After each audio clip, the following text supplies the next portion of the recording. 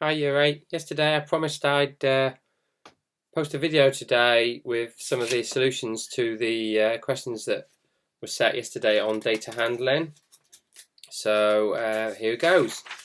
So there are two sheets. You've got two lessons to do them, so you probably haven't finished it yet, but if you have, well done. I know some of you have turned it in already, so brilliant work. Thank you very much.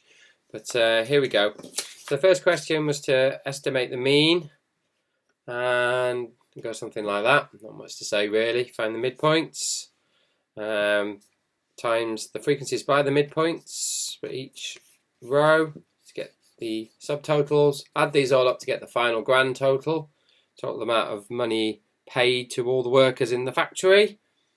Okay. And then divide that by how many people there are, 64 in this case, to get the mean. Now, I've written the answer just to the nearest whole. There's no point in being any more accurate than that. I know you could give the answer to more DPs than that, but you're not actually gaining anything by doing that. Don't forget, this is an estimate. These are not the amounts of money that each of the workers in each category earned. These four workers did not all earn 80 quid. Okay, one might have earned 70, one might have earned 90. We don't know. So it's pointless for you to go super accurate on the mean here when these figures aren't that accurate in the first place. Second one was very similar, same idea. Again, I've just given the mean to the nearest whole number. Not really need to explain that one. Third one, now I'm not going to give you an answer for this one because it would depend on how you group the data. The official answers, which you can now get at because I've attached the document which they're in, the GCSE higher tier question document has been attached as a resource to the classroom, so you can look on there yourselves and find it. So if you look up answers to exercise 71 question 3, you'll see an example of an answer. So the answers will vary depending on how you group this. They won't vary by much. I mean, they'll be in the same sort of area, but you will get slightly different answers. Well done if you took question 3 on. It's the sort of question, if I was you, I'd probably have just said, oh, I'm not doing that, sir. You must be joking. That's too much work. And I would fully understand. But if you did show dedication and actually tallied that all up, put it into a table, worked out the mean, that's brilliant work. Well done, folks. On to the second sheet then. So on this one here are the answers. Again, you could have looked these up for yourselves now. So the modal number of pints is 21. The mean is 18.3. This is just add them all up and divide by 30. Now the median is 18. Now you're only going to find that by putting these in order. Oh my god, that's another one where if you manage to do that, you have my admiration for sticking at it and doing it. The mean length of words in here is 4.3, rounded to 1 dp. Now for this one here, you don't need to work out the mid values. You just need an extra column to times across. There's no mid values because these are not grouped. So you do 1 times 6, 2 times 21, 3 times 9, 4 times 10, you write the answers down there, you add all those up to get a total and you divide it by what this adds up to, and that will give you 4.3. I'll have to watch that a few times, I went fast then. Now the median one, now for this one here, with the answers 3, I would have encouraged you to maybe have another column down here where you did the cumulative frequencies like I did in the video.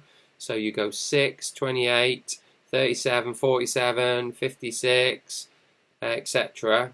And then you find out which one the middle one is and see which of these groups it would have been in, and it's actually in the 3s apparently, so the answer is 3. The modal is 2. Do you think these values are a fair indication? I've said no. As long as you say something reasonably sensible, that's fine, on the basis that that's not a lot of words, is it? You know, it's from the first 2 sentences of the book. And the book's long, so it's not really a representative sample. Who's to say as well that, you know, the style of writing might change later in the book? So I said no, but you can say yes if you think it's yes, as long as you give a decent enough reason.